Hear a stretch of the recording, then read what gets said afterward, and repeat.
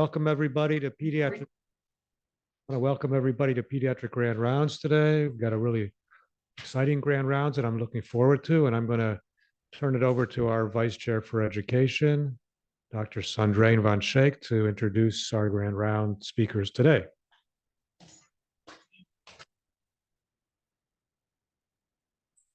I don't deserve any applause. I haven't even done anything yet. Good afternoon, everybody. Maybe I deserve applause because I think it was my idea to get these three fabulous people to come speak here. And initially they were a little hesitant, but we are really pleased that they accepted the invitation because they represent a group of residents, and they actually represent, I think, all of our residents as a incredibly talented, forward-thinking, advocacy-oriented, community-oriented group that really, I think, highlights everything that makes our residency so absolutely special. And we're just thrilled that they are finally sharing with a much broader audience than they typically have on their email list and things like that, which is actually a pretty big email list, and you can join it, but that they're here to share all the great work that they've done over the years and continue to do. The three people who are presenting today, I'm going to briefly introduce them, all three in a row, and then I'll hand it over to them and they will tell you about their work.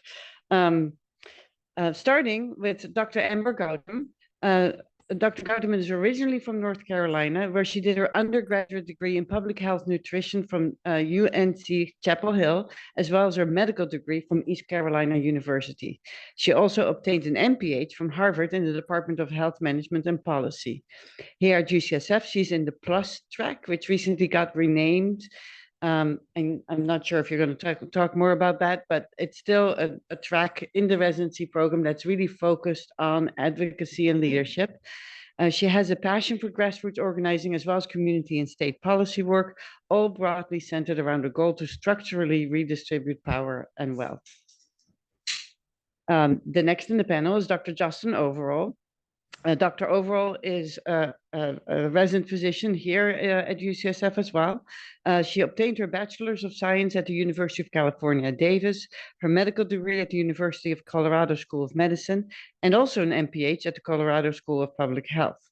Dr. Overall has dedicated much of her professional career to meaningful community engagement, mentorship for youth who are underrepresented in medicine, and pediatric preventive health.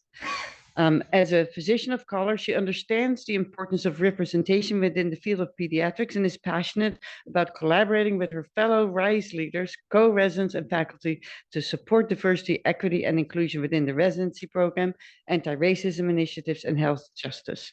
After residency, she looks forward to serving communities in the outpatient settings and approaching care through a public health, advocacy, and equity-focused lens.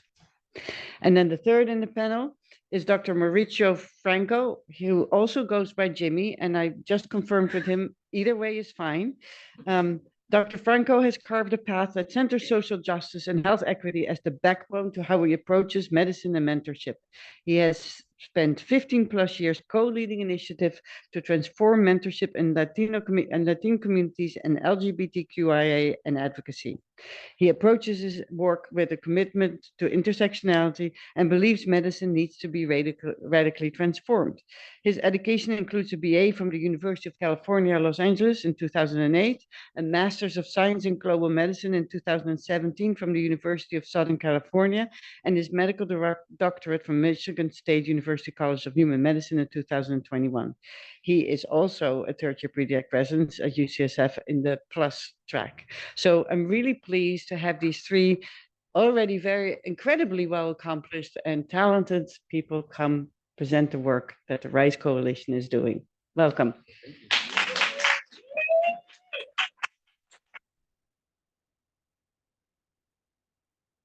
Hello, everyone. Hello. I'm just taking a quick sip of water. All right. So welcome everyone to our UCSF Grand Rounds, Together We Rise. Today, we will take a look back at the history of RISE and to the future of how we can continue to collectively fight to end systemic oppression. As was said, I'm Jimmy, he, him pronouns, and this is I'm Amber, she, her pronouns. And I'm Jostin, she, her pronouns. We are speaking to you from the traditional territory of the Ramaytush Ohlone people. As guests, we recognize that we benefit from living and working on their ancestral homeland. We wish to pay our respects by acknowledging the ancestors and relatives of the Ramaytush community and by affirming their sovereignty rights as First Peoples. We want to take a moment and continue to urge ourselves to be cognizant of the harms our histories of colonization and greed have had on Native and Indigenous communities. As such, we want to remind us all that a statement of acknowledgement, while necessary for visibility, is not enough.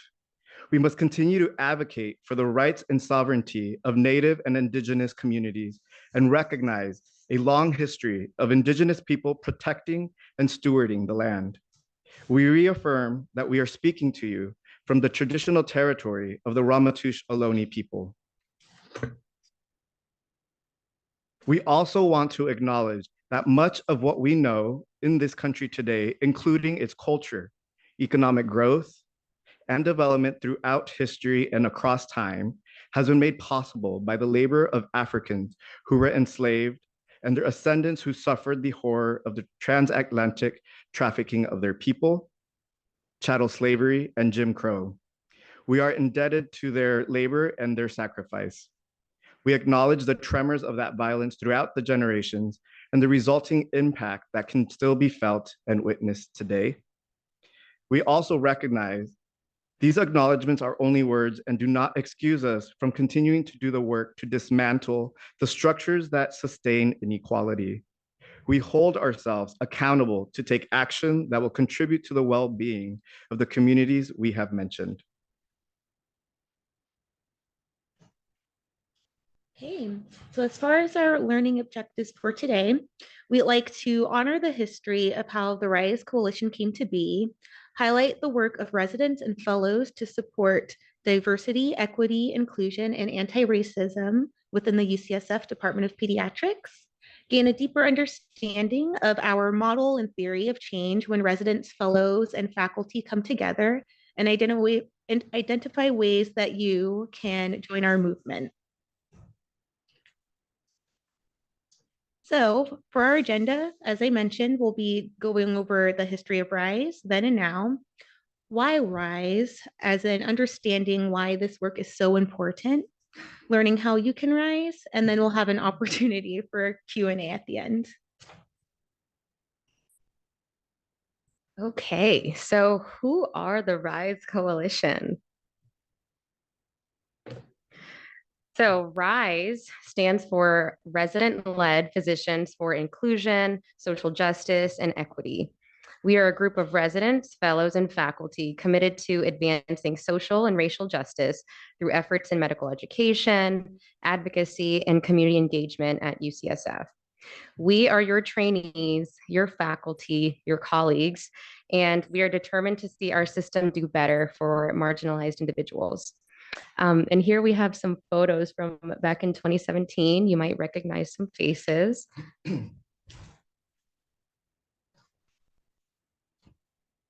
Just a quick plug. So PLUS Pediatric Leaders Advancing Health Equity. As we discuss issues related to equity and justice, we want to be clear about what our positions are on these issues and the lens we use to think critically and engage in dialogue. We hope in doing this that others will begin to follow this practice so that we can foster more transparent conversations. So we are third-year pediatric residents and current co-leaders of RISE. Our insights, recommendations, and viewpoints are informed by listening and partnering with BIPOC leaders within our communities. We believe in taking collective action for social and racial justice within and beyond the UCSF Pediatric Residency Program. We believe in naming and taking action against racism, oppression, and white supremacy.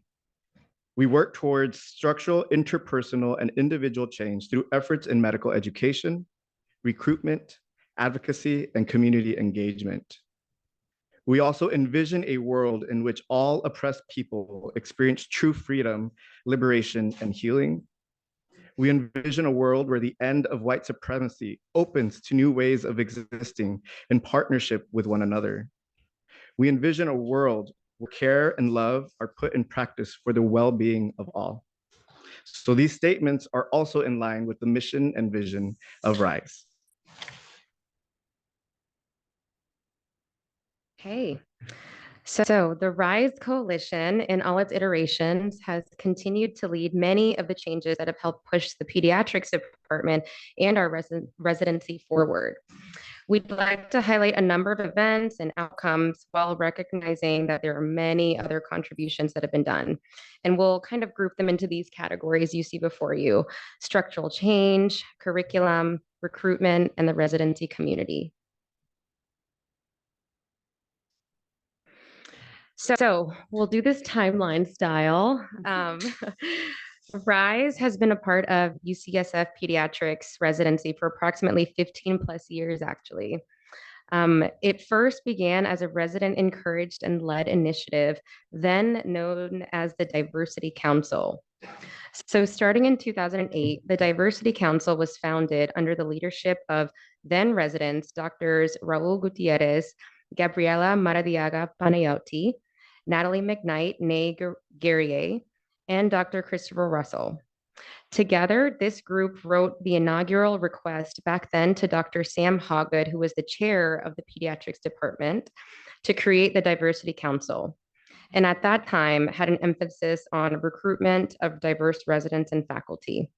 Here we have a photograph of some of the accomplishments that came out of this. First, the first few bullets fall under the category of institutional commitment. So there were limited amounts of funding for DEI-related convenings that were obtained. One example of this is what they used to call summer celebrations.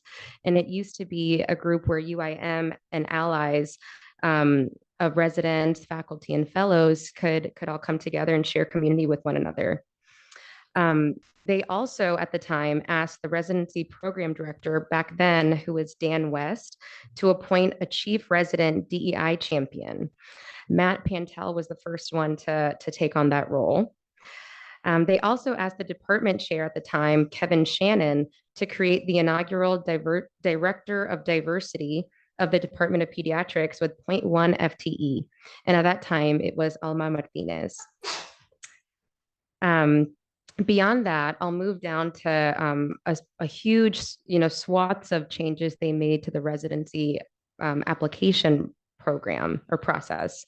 So they implemented a robust recruitment, retention, and support strategy for UIM residents. They implemented new socials for UIM residency member applicants to attend, in addition to what was already being offered.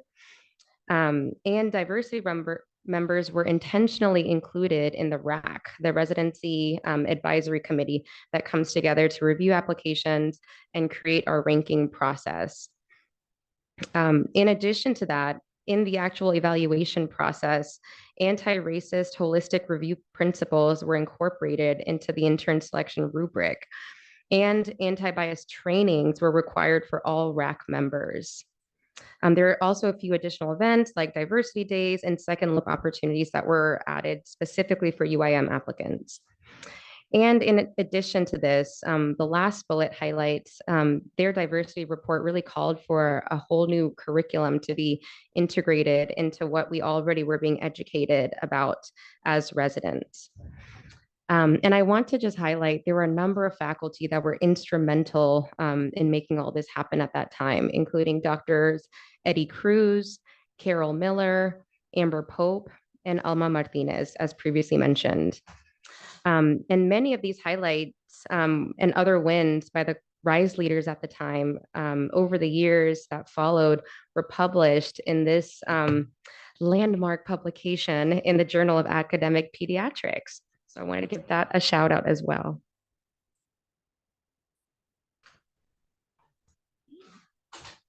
Great. So fast forwarding a bit to 2020, the work continues, and we see that many of the Diversity Council resident members showing up in solidarity to support important social movements, including Black Lives Matter. And even despite the COVID-19 pandemic, residents continue to show up and be in spaces where this advocacy was so important. And we have some photos here, just showing the ways that residents showed up. Going on to 2020 through 2021, the Diversity Committee continued under the leadership of resident doctors Daniela Brissett, Morgan Cronin, and Livy Lowe. And using ongoing work from climate surveys, they polled residents and implemented a series of changes, including transitioning to the RISE Coalition, again, understanding the meaning behind this acronym and the intentionality and the way that residents wanted to show up. Helping to appoint an APD for DEI with our beloved Dr. April Edwell as the first official appointee, and then also continuing to have major impacts to the residency recruitment process. And then shifting over to 2021 through 2022, under the leadership of Drs. Radhika Rajan, one of our current chief residents, Dr. Omar Salman, and Santiago Rozo, they conducted a series of focus groups amongst UIM residents, which highlighted several core gaps, and we'll go over some of those highlights shortly. So as far as some of the major outcomes from these focus groups, there were many, but in summary, they highlighted need for clarity on the trainee experience with IR or incident reports within the hospital system, as well as safe reporting systems. They highlighted the importance of strengthening the anti-racism curriculum across all of UCSF, bolstering support for UIM mentorship, and having more safe physical spaces for UIM residents to come together in community.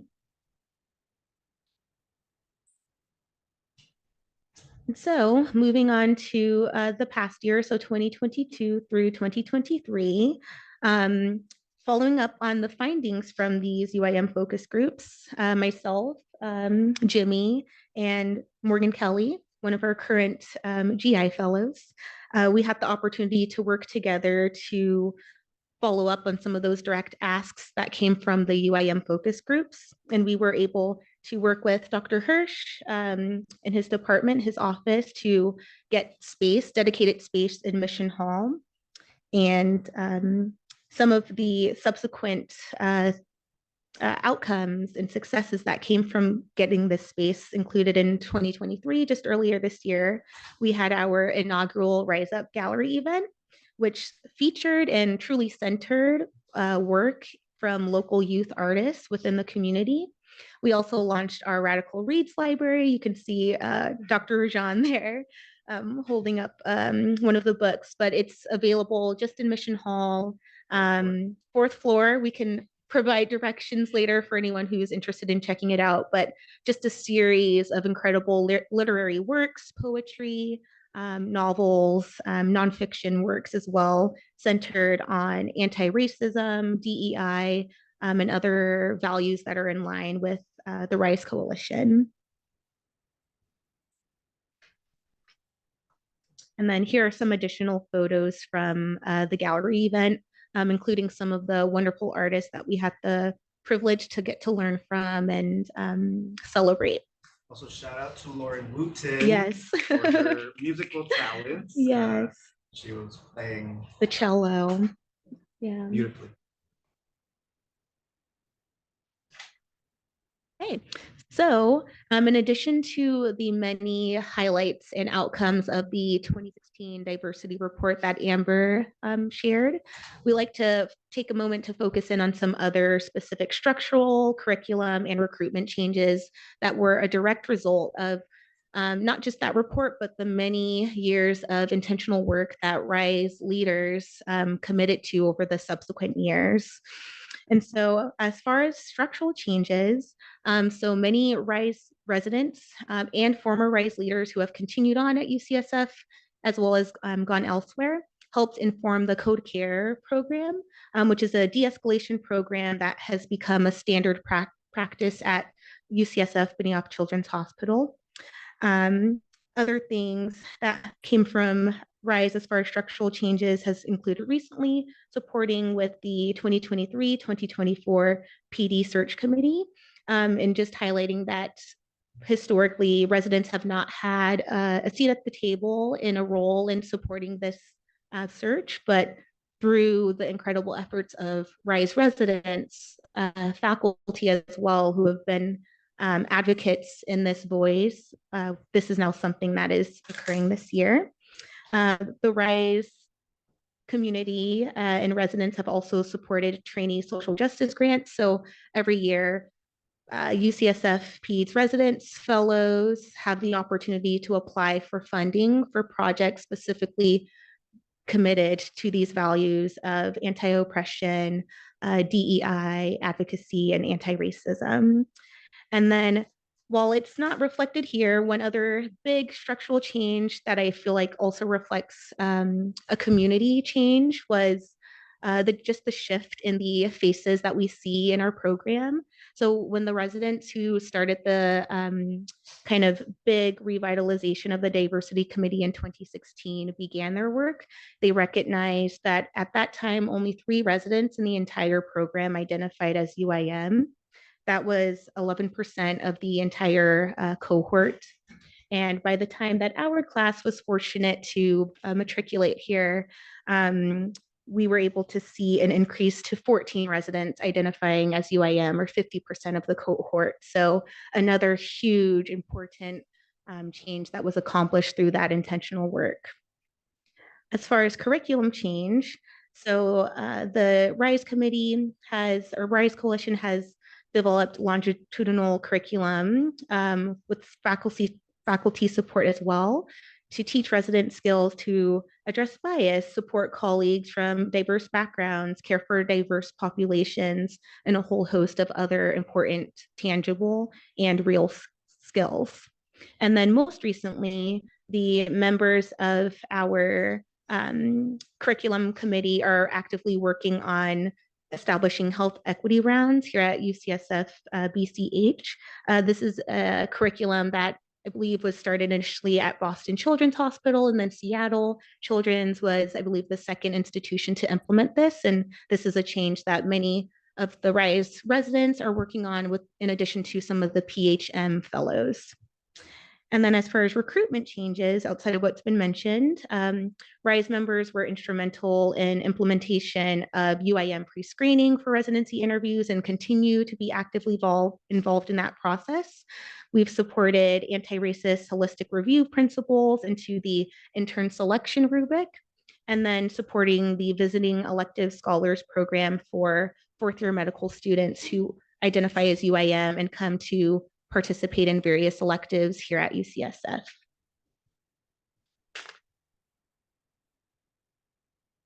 And here are just some additional photos more recently of how we show up, how we join in community and foster authentic community as residents and members of RISE.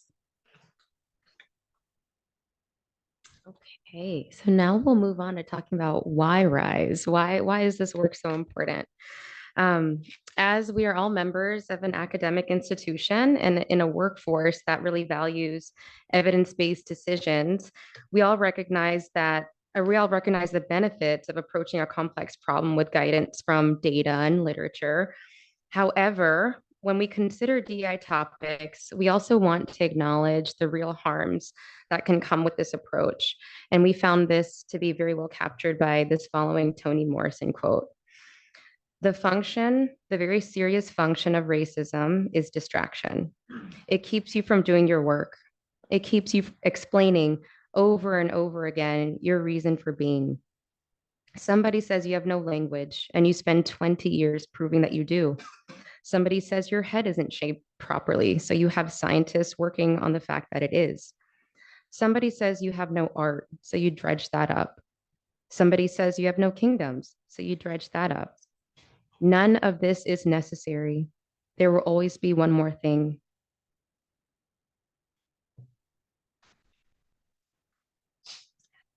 So to improve health outcomes for our patients and to preserve the sustainability and well-being of our workforce, it is imperative that we carve out space for coalitions like RISE to exist. Here are some highlights from existing literature that demonstrate why work centered in supporting diversity, equity, and justice is important. So one JAMA article noted that increasing the racial and ethnic diversity of the physician workforce improves the healthcare system's ability to meet the needs of diverse patient populations. A racially and ethnically diverse physician workforce can improve the provision of quality care for patients from different cultural backgrounds, also expand healthcare across access for marginalized communities, and increase patient satisfaction and broaden research and public policy agendas. We also found that RISE strongly aligns with the AAP equity agenda approach, specifically in the domains of education, clinical practice and workforce, and leadership. And we've cited these here for reference later.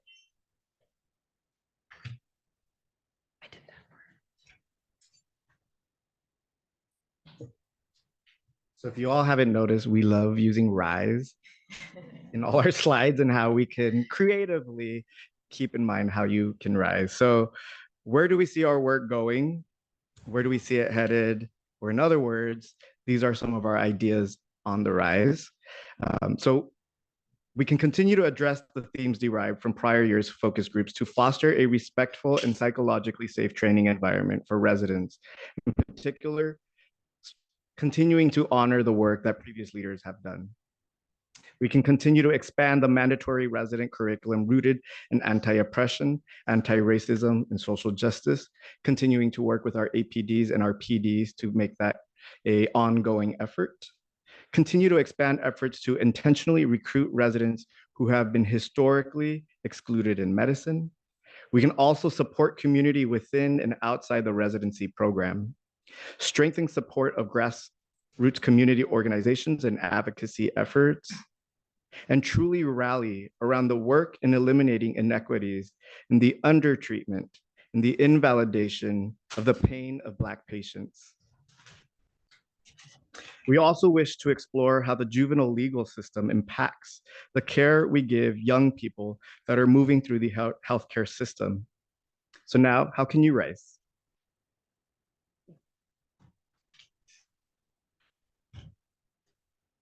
Okay, so some ways that you can rise. You can rise by investing in us. If you're claiming rise, as in using our names, our faces, our accomplishments, invest in our work, show up and support our growth. To all the faculty and fellows in our audience, this is also your home for advocacy.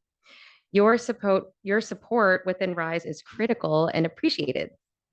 This can look like your presence and input at our meetings, mentorship within our subcommittees, and fostering community by attending our RISE events. You can also rise by demanding an equitable hospital culture. We, as frontline providers and trainees, recognize the failures of our system, and we want to see intentional and authentic conversations across the hospital system. Do not create barriers for trainees to report or name the inequities that we bear witness to.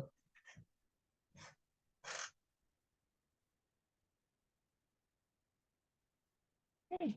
And as far as other ways of rising up with us, interdisciplinary collaboration. So we acknowledge that this work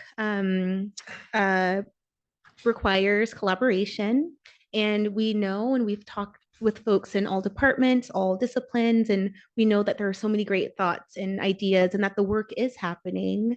And so it's important that we take action with others who have a similar passion and a similar commitment to this work in health equity, anti-racism, and anti-oppression. As far as paid time and space for healing, so we hope that we can continue to have support in advocating for both paid and protected time and spaces for healing as frontline workers and trainees experiencing real trauma, both that related to the physical pain and trauma that we witness amongst our patients, and especially acknowledging the disproportionate impact on both UIM trainees and patients of color. So you can rise by recognizing a wealth gap. Acknowledge that a significant wealth disparity exists in this room and understand that this creates a disconnect. Demand redistribution of wealth, limit the inequity between frontline workers and high up leadership. Let UCSF be the example. Invest in frontline staff. You can rise by recognizing racism and discrimination exists here at UCSF. We as an institution place value, create tools and products to address multiple and intersectional forms of oppression. We must hold ourselves accountable to be introspective as an institution and do better in acknowledging and addressing the ways we are racist, oppressive, and discriminatory. There are many ways to rise, and we hope you are moved to rise with us.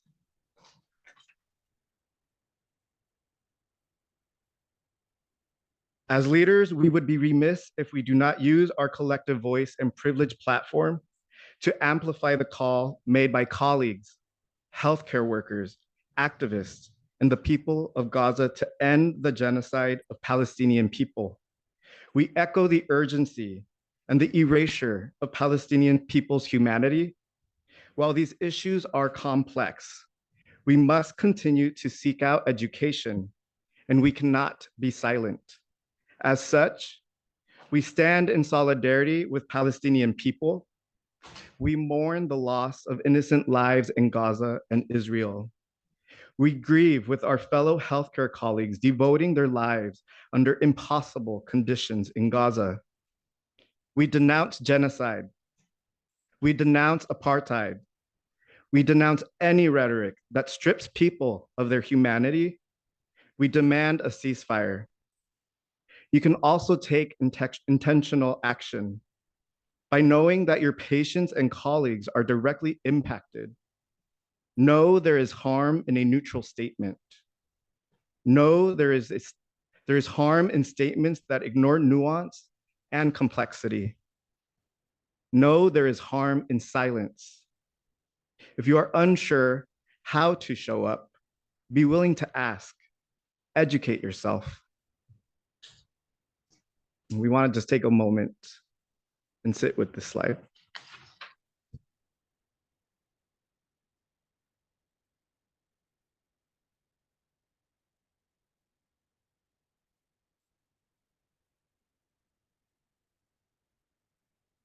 Okay, so before we wrap up, we want to take a moment to name and acknowledge a number of folks who have contributed to making RISE what it is today.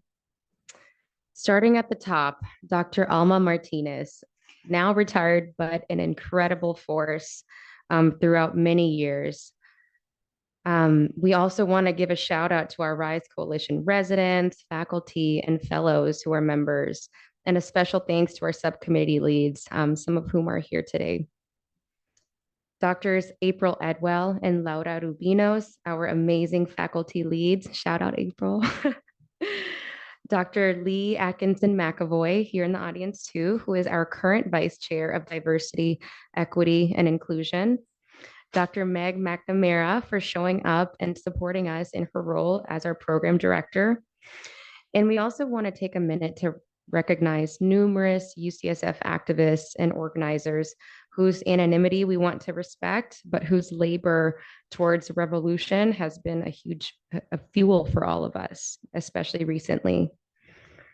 We also want to acknowledge our oral historians who have really helped us capture and pay homage to the history of RISE, specifically Laura, Lee, Bianca, Kayla, Karina, and Danielle, who have all been mentioned in slides thus far. And we also want to name our local community organizations and advocacy groups that we regularly work with, specifically Hilltop High School, Glide Memorial Church, and the Mission Cultural Center for Latino Arts. Here on the side, we have a link for anyone here in the audience who wants to join our email group. We have an upcoming meeting on November 13th, and we would love to see anyone in the audience there. And by joining us. We'll also tell you more about how you can read and rent books from our Radical Reads library.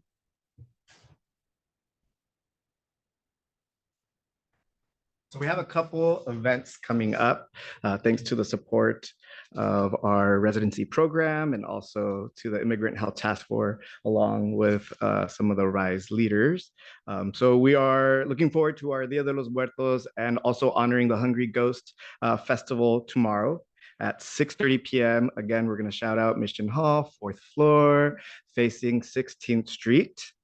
We will have some music, fruits, and some pan dulce to share in honoring our deceased, our loved ones who we want to continue to memorialize and keep within our hearts, and also offering space for folks who want to honor patients that have passed away in your care or stay on your mind. You're welcome to bring pictures and names. If you're bringing a patient name, use patient initials. And then we also have other events coming up. So on November 19th, we will continue to celebrate Diwali. So you can certainly take a picture of these things. What we're trying to do with our RISE space is transform the space. You know, we're given office spaces, we're given institutional space. And I think in the tradition of RISE, the idea of transforming in order for new ways, for better ways, we hope that you can continue to work with us to celebrate all the different ways in which you can rise, but also in just honoring, there's more than one way to be an activist. And we hope in this brief overview of our history and the work that we're doing, that you're inspired so to figure out what your role in activism is if you don't know already. And I think something that Justin and Amber continue to echo is you don't have to have years of activism. You don't have to have days of activism to be part of RISE. Come with your ideas, come with your questions, and we are happy to work with you to move our work forward. I think RISE can only continue to move forward if it's not with all of you. So please consider supporting the work of RISE. And we want to leave room for questions. We're happy to answer, but then also happy to hear what other ways people are being involved as well. So thank you, everyone.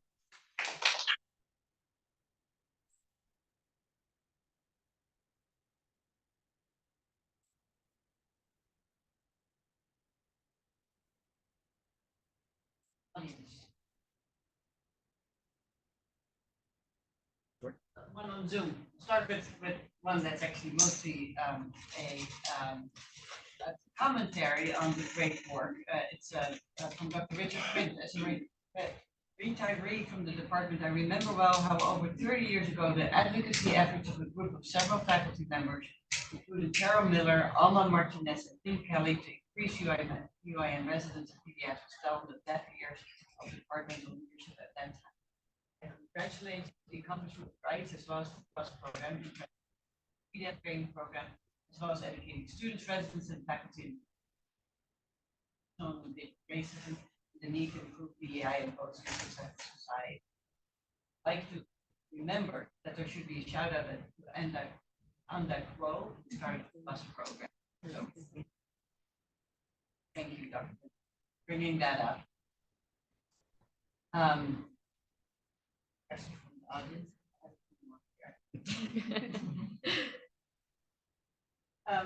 There is someone who's not listing their name, but they say they did not specify what we actually can do. Please ask what specific actions can be taken. To, I assume to rise up. Nice. yeah, I think there's many ways. I can take this. Yeah. Yeah, and I'll pull up the slide Yeah. just to maybe go back to this one. But I think one piece that stands out to me and that's been poignant in the ways that faculty and fellows and residents, members of the UCSF community have risen up has been just like showing up and being their community, I think, is so powerful and it's palpable. Just to kind of share my personal experience with RISE. So I started as an intern, kind of just going to the meetings and like, okay, this seems really cool. and then being able to transition to leadership as a second year. So Jimmy and I have had the privilege of leading Rise for the past 2 years as the one of or two of the three kind of leaders at large. And every time I go to a Rise meeting, I just feel so re-energized. And in our institution, we talk a lot about, provider burnout, staff member burnout, physician burnout, and the real implications of that. And we know that physicians of color, UIM physicians, people who are so invested in this work, and at times where it can feel so impossible to do this work, just having community makes the biggest difference. I'm sorry, I don't mean to get emotional. I just looked up and saw April, who's one of our Rise faculty members, and recently had the opportunity to work in the PICU with her, but there's just so much incredible power in community. So even if, just like Jimmy mentioned, advocacy can mean so many things, and showing up, being present is, to me, one of the most powerful ways. Yeah, I mean, I would also add that, I think Rise is also a space in which you can amplify work that you're already doing. And so bring work that you have been participating in as it relates to equity and justice so that we can amplify that work, so we can rally around that work. Also, something as someone who has background in community organizing, building community is so important. So come to our socials, come to Rise at the Ramp, so that we can continue to see who we are in partnership with, who we are in collaboration with. I think the work that we do is so difficult on the floors, on the different services. And when you see people outside of that who also want to show up and be in conversation with you, it's much easier to navigate those tough moments during service, during rounds, and the debrief afterwards. Also, joining our listserv, coming to our meetings. I think so. There's many ways in which a person can be involved. And I think it's also acknowledging that depending on where you're at in your training or in your physicianship or whatever your role is at our hospital, your capacity to commit to multiple things ebbs and flows, and we want to be adaptive to that. So come with an interest and we can certainly plug you in. Yeah, and just to echo that, I think in this work, it's incredibly important to know who your allies are. And it might seem arbitrary, like just showing up to the ramp on a random Friday, but really, when you're at like the darkest moments on service and you see someone who you recognize has demonstrated that they're committed to this work, it makes all the difference in those moments, just to have your presence there. And also, I think one thing we wanted to do with this presentation was, I think, model how speaking on these topics can be done in a workplace setting. Advocacy can look like how you direct your team on a daily basis, how you name injustices that happen, and then how you debrief about it after. That's one piece. And then also at the end of the day, if you're still unsure, come and talk to us. We discuss many different ways to get involved at all of our meetings. And if you feel disconnected, then it's probably true. And you probably need to hear from the folks on the front lines in some way. So those are just a few ways. I have more of a comment than a question here, but I've been at UCSF for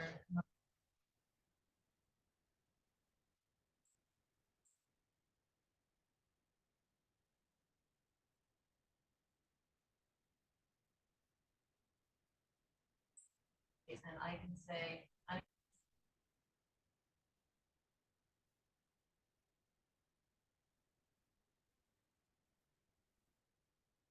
during applicant season, one of the things I really like to do is call out to the people who are interviewing to do about formative through the actions of Rise, about real investment, truly having holistic view. Existing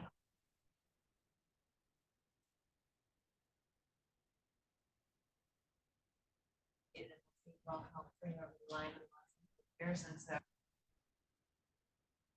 so many other ways, but I just wanted to say I'm grateful.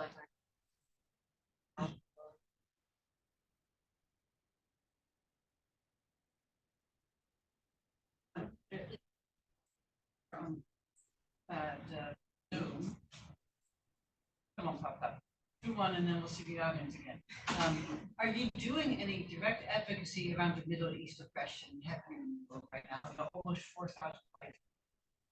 So many are feeling so heavy, distracted, and feel like we're unable to speak up. How can we rise in this specific case when there is radio silence? Yeah, no, that's an excellent question. And it's, you know, a huge reason why we included this slide. Oh, did I skip it? You'll find it. Okay. This issue has been incredibly complex and it has been a challenge, definitely, especially in a workplace setting, in a professional setting, to tiptoe around what seems to be, you know, seems to be really straightforward and simple to some people, but seems to be, you know, a reason that some people are getting fired from their professional workplace settings.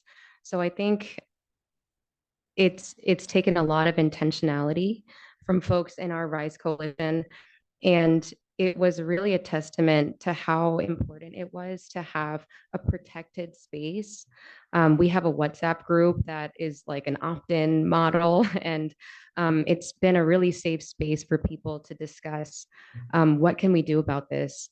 One of the things that has come out of those discussions has been that anonymity was something that people felt really strongly about.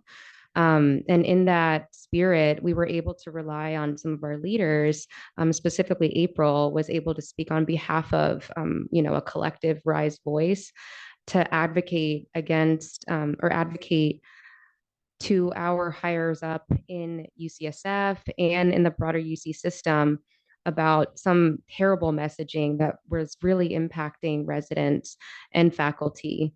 That's one of the specific ways, at least within our workplace environment, that we took action. And in addition, we've been able to have the like the privilege, I think, of having so many residents who are pouring so much of their emotional, physical, mental labor into getting involved with organizing efforts on the ground. In the Bay Area, there's been numerous rallies and protests, and folks have been able to really keep us plugged into those events where it's been critical just to show up and show support. And we're happy to share some more details for whoever asked that question if they're still feeling disconnected from those opportunities. Yeah. And I would also just add, as you know, I think we are being mindful and also very intentional with reminding ourselves that at the very least, we can recognize that we need to continue to educate ourselves on a regular basis. But there is an importance to reminding all of ourselves that there is nuance in what is happening around the world. And so part, I think, of the taking action is recognizing in yourself the work that you need to do within yourself to better understand what is happening around you. We don't have a perfect answer. We are not necessarily the leaders leading this work. However, we do feel called to use our voice. We do feel called to use our platform and to also just plug into the work that is happening on the ground in the communities around us outside of UCSF. But I do want to echo something that Amber said. The importance of anonymity, I think, highlights the fear that people have when they take solidarity, when it comes to the genocide of human beings, the fear that people have when they call attention to the loss of humanity. I think that in itself is a bigger reflection of what we need to do as a community and as an institution and continue to just educate ourselves. Thank you all so much for that wonderful presentation. I wanted to offer a question on the shoulders of your call for more people to join in the Rise Coalition and the next chapter of leaders after you all sadly graduate and take flight onto your next things, is sort of what advice do you have for people who want to be engaged in this work in Rise or more broadly specifically around what I might label like the like master's tools paradox, which, you know, Audrey, like you can't destroy the master's couch with master's tools, but the reality of being a part of a broader healthcare system, and also a hospital system, and the children's hospital, and also the silos that we have for physicians in training, nurses, other staff. There are all these rules and structures that exist, and we have varying amounts of influence over those. And so how do you dream and put into action the visions that you have when you are contending and having that tension between feeling like you can't control things? How do you stay in it? How do you encourage people to want to wade into that water? I can start too. Okay. I'll start, but it's a great question. And I think a lot of us think about that every day. I think one pattern I might highlight, just looking back at our timeline that we saw of how RISE came to be, there was very intentional and iterative processes in place to take stock of how residents were feeling. There were like, you know, 2 or 3 very intentional efforts to do climate surveys. So that's one thing that I would really hope continues. I think the disconnect can feel very real, and every incoming class, every set of residents will have a different sentiment about what's going on in their day-to-day lives that they're feeling affected by in the world of anti-oppression. So I think that that's one thing that's so important, is to really listen and take stock of how people are feeling, and take the time to do that. Do it intentionally. Don't have a rushed survey, you know, like sit down and have a conversation. That's one thing. And I think I would also say we're very lucky to be at an institution where this work is being done in so many different spaces.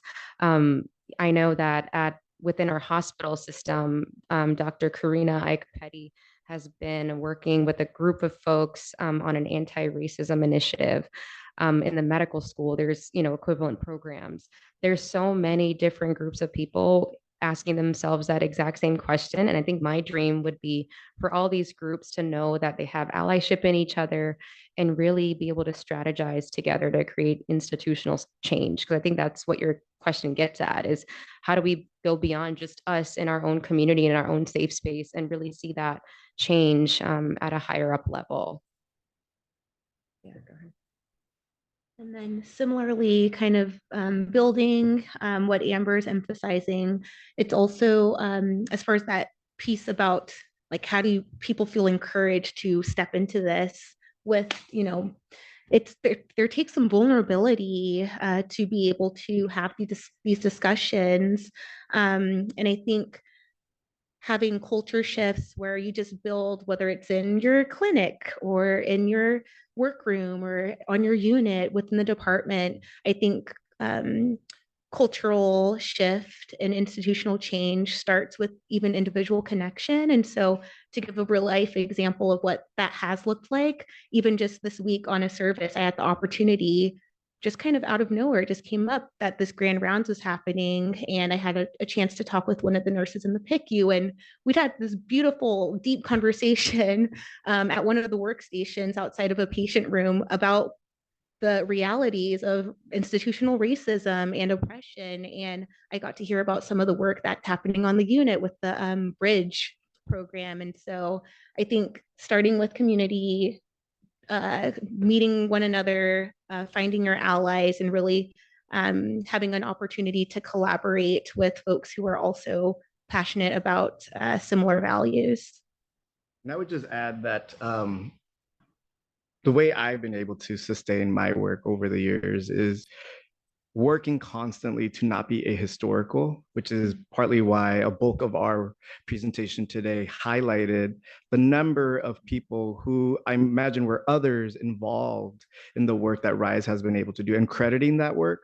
But also something that is really important to uplift is know the communities that you're serving, right? Like oftentimes we work so within our institution that we kind of forget who our patients are and where they come from. And so many of the residents and staff come from communities like the ones we serve, which I think is a reminder of how beautiful our work can be.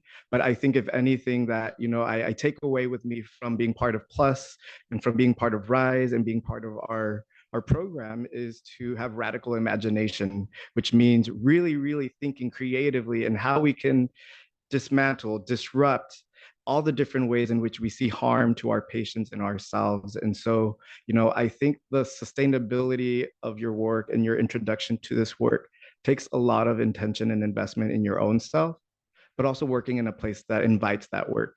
And so I will recognize that we are privileged and that this work does get uplifted often, and there's much more work to be done. Yes. Yes, there's lots more work to be done, but I want to just sort of build on what Meg says. And I remember having lots of conversations with Alma, started when she first started in her role, on like the importance of culture change and how hard culture change is. But I have not been here quite as long as Meg, but I've definitely seen culture change. And there's definitely a shift in how all of us, including myself, are thinking about the type of place that we want to work at and what it should look like and how we should get there. And I really credit the Rise Coalition and its predecessing groups for bringing so much of this to the attention of the departmental leadership and the Children's Hospital. Another question. I was just looking at comments from the GME Experience survey that happened last spring. I don't know why it takes 6 months for us to get those results, but there we are. And there was a comment that said at UCSF, increasingly, it's hard to have an opinion that is dissenting from the liberal majority. And looking at and hearing you talk about the crisis in the Middle East, to be honest, I'm still educating myself and I read and I talk to people, and all I really know for sure is that it's a huge tragedy that needs to stop as soon as possible, right?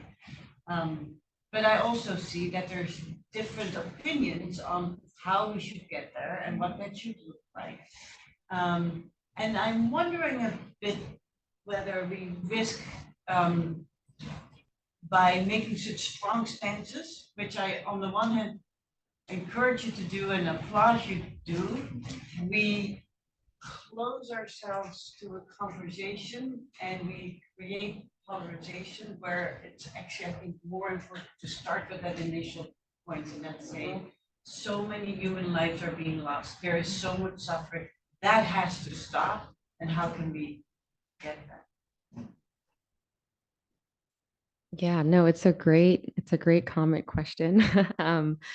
I think something to share is, you know, in our own process as the three leaders you see before you, in coming up with the statement that we did, it required to have a safe space to share our individual opinions. And I can say transparently, we did not all feel the same way about how we were going to make our comment and use our platform. So I think that you really have to have that community and that psychologically safe space to exist in order to have those conversations. And I think that's like really a core tenet of what we are trying to do in our Rise community, educate each other and create a safe space for folks to be educated. And that's why we invite folks to come to that space. I would also just add that statements like the ones we've made, in nowhere in the statement does it discourage conversation.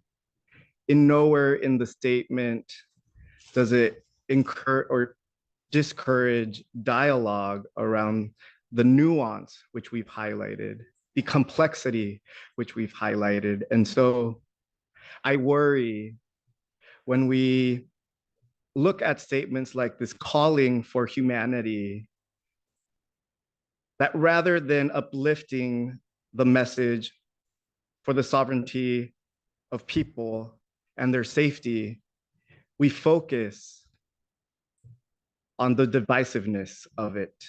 And so I just want to reiterate that our statement is to call for the humanity of Palestinian people, and it is not calling for anything other than ending a war and the killing of innocent people. And so we always will continue to invite conversation. We will always continue to grow from our statements. And if we've misspoken, if we need to re-educate ourselves, we are happy to. That is the work that you do as an activist. That is the work that you do as a leader. There is humility in taking a look at the statements that you make. But I want to be clear, we stand with our statement.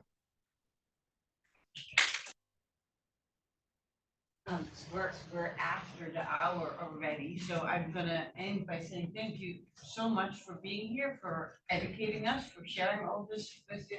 And we will make sure that in the follow-up email, whatever that QR code that links to, that's in the follow-up email so that people know where to find you and how to come and rise up with you all. Yes, thank you.